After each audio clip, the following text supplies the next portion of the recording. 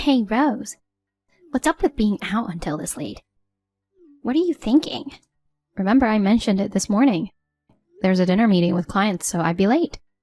I'm not just out having fun. Yeah, right. Are you trying to fool me with such an obvious lie? It's not a lie. Seriously, you're just a parasite living off my family. Yet you don't even bother to cook dinner and stay out until late. Who do you think you are? As punishment, bring me some fancy bottles of wine. Punishment? Yep. Even though you're as thick-headed as they come, you're still my brother's wife.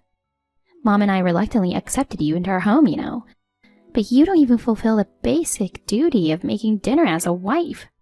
On top of that, lying and staying out late. You're practically a freeloader. Someone like that deserves to be punished. I didn't choose to live with you guys, you know. I actually wanted to live alone with Brad. That's an excuse. Since you can't stand on your own 2 feet, you're living off Mom and Dad's pension. You lazy bum. I am working. You're the one who's not. It's okay to fail at job hunting, but you've given up finding a job altogether. You spend all day eating snacks at home, right? Isn't that the definition of a freeloader? Ugh, you piss me off. I'm telling Mom. Go ahead. Do as you wish. Rose, I heard everything from Faye. Don't you think that was a bit rude? You mean her? No, not her. You were rude. But you don't have to answer. I got it from your response. You're despicable. I ended up making dinner because you bailed. Making your mother-in-law do housework? What a terrible in-law you are. I have a job and social commitments at work. So sometimes I come home late and can't cook dinner every day. We talked about this when we decided to live together, right? No matter what, as a wife, shouldn't you strive to be back home by dinner time for the family's sake? Even George and Brad complain if it's not your cooking. That's because your cooking is awful. Hush! Stop insulting me and Faye. Have you forgotten that you're basically living off us in this house? Living off you? I pay rent, don't I? I also contribute to groceries and utilities. So what? Excuse me? You're able to live with us only with our permission. Don't act all high and mighty about paying rent when you're only paying half. And then not even doing housework and gallivanting around till midnight. Who do you imagine yourself to be? We don't need a freeloader who neglects housework. Say that to Faye then. Isn't she the real freeloader? She doesn't pay rent or anything and relies entirely on you and George. She's different. How?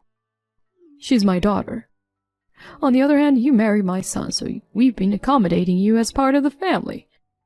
Essentially, you're a stranger with no blood relation to us. We welcomed you into our family and let you live with us.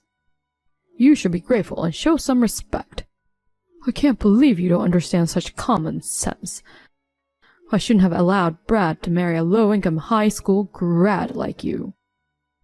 Is that low-income high school grad a comment also from Faye? It seems mother and daughter share the same vocabulary when they insult people. Ugh. Wow, that reaction is the same. Ugh, what a mistake. Letting someone who's not blood-related live in our house and then she turns around and returns evil for good. I'll make you regret insulting us.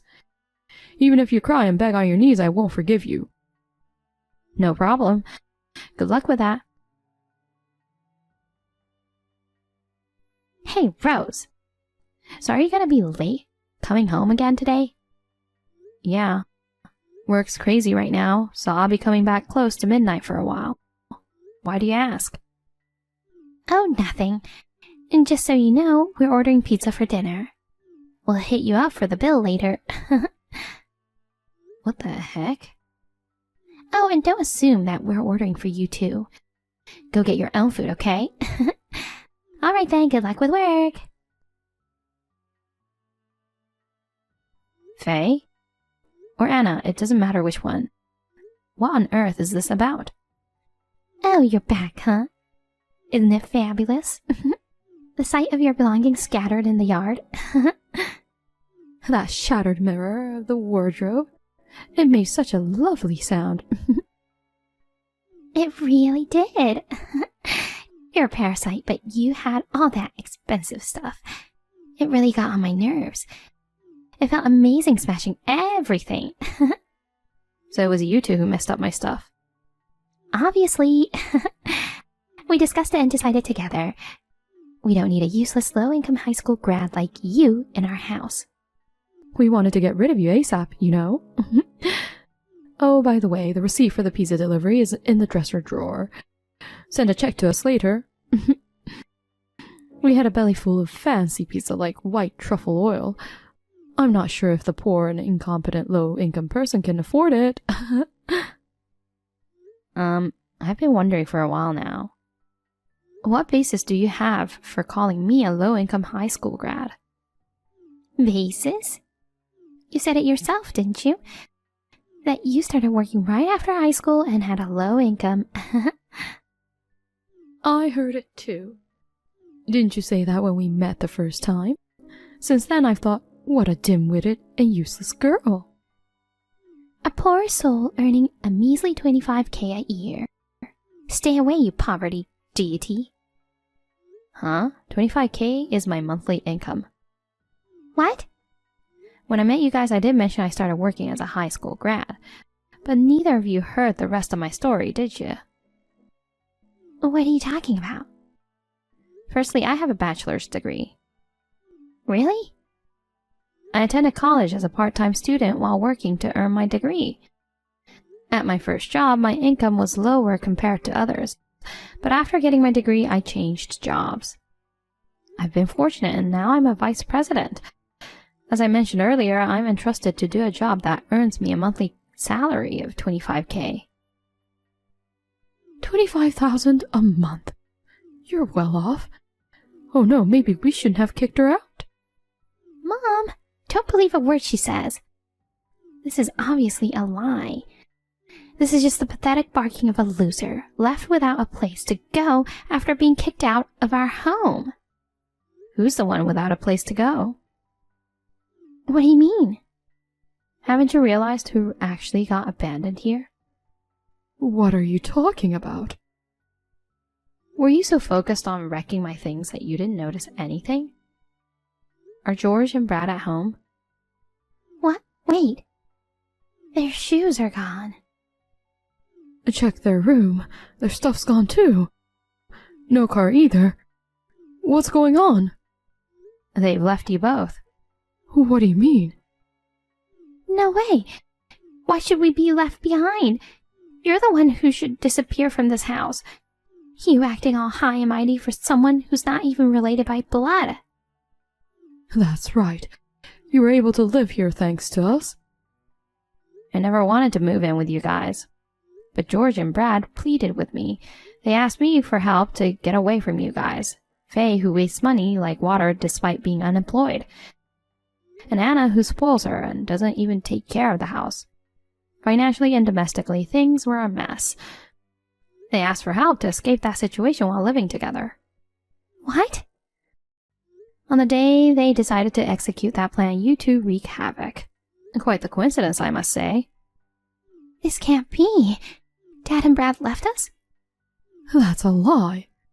I'm dead serious. I can't reach Brad on the phone. George is not answering either. Don't worry, Faye.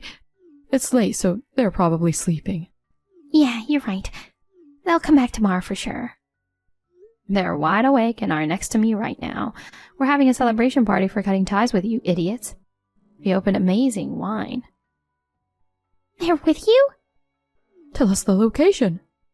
Absolutely not. We're done with you guys. Obviously, we won't be paying rent or any living expenses. George will contact you soon through a lawyer for divorce proceedings. Neither I nor Brad will ever have anything to do with you guys. It's just you two living together from now on. That's impossible. Neither of us is working, you know. Mom has a small pension, but that's about it. It's impossible to live on that. Why don't you find a job then? Impossible. I'm not cut out for work. Then I guess Anna has to work. I can't. I'm 66 this year, you know. There are plenty of people who work at that age. It's impossible. I've never worked before. I got married right after graduating from school. Oh, so that's why you defended the jobless phase so much. You've never worked either. What's wrong with that? I've been a dedicated homemaker. But you're terrible at cooking and chores. Since I moved in, you've practically pushed all of that onto me. It's not normal for a daughter-in-law to take care of the family. Well, let's drop that conversation. Figure out what to do next between the two of you. I don't need the things I left behind. Feel free to break or sell them. I'll give you the proceeds of a sale. Consider it my final act of kindness. We shouldn't have broken things then. The expensive-looking dresser is in pieces now. You wanted to break it, Faye. What? It's my fault? You were the one who suggested throwing stuff out the window. But it was you who actually threw it. I'm too old to lift heavy things. You told me to do it. Blaming me for everything is just plain awful. I'm not blaming you. But let's face it, this mess is because of you. Because you confidently said Rose was a low-income high school graduate. I believed you. You're at fault too, Mom. Why are you pointing the finger at me? I can't believe it. If you had been working, this wouldn't have happened.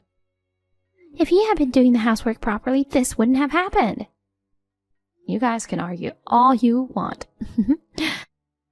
I'll excuse myself. Apparently, the finger pointing between the mother and daughter continued until the early hours. When the divorce went through, they finally felt the heat, so they decided to start working. They sold off some furniture, used that money as a capital, and found part-time jobs, but their first ever employment was a disaster. They got fired and ended up borrowing money just to cover living expenses. And get this, Faye tried to send her mother to the other side for insurance money by putting bleach in her juice. But of course, she got busted and it turned into a big fight. They even tried robbing a bank together, but got caught immediately and arrested. They're currently reflecting together behind bars.